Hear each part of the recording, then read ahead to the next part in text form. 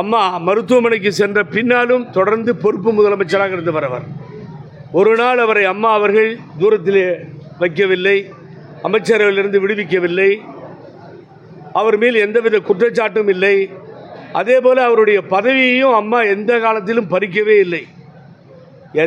அம்மாட்ட கோபத்துக்கு ஆளாகி பதவி இழந்தவங்க தான் அண்ணா திமுகவில் 99% இருக்கணும். அதை தப்பிச்ச ஒரு ஆள் அப்படின்னா அது ஓபிஎஸ் அண்ணனாக தான் இருக்கணும். ஆகவே நேர்மாறாக கருத்துக்களை சொல்கிறார். இவர் 5 மாதத்தில் இவருடைய பதவி போச்சு. 2011 வந்தார், 5-6 மாதத்தில் உதயகுமார் நீக்கப்பட்டார்.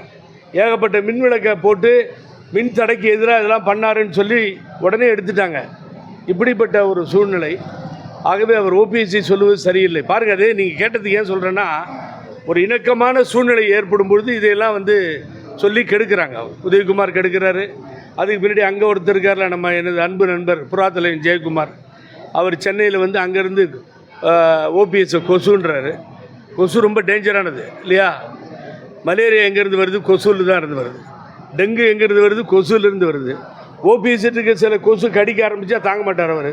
இப்போ நாங்களாம் இல்லாத தைரியத்தில் பேசிகிட்டு இருக்கார் அவர். அது தவறு. இப்படிலாம் பேசி ஒரு இணக்கமான சூழ்நிலையை கெடுக்கிறார்கள் இவர்கள்.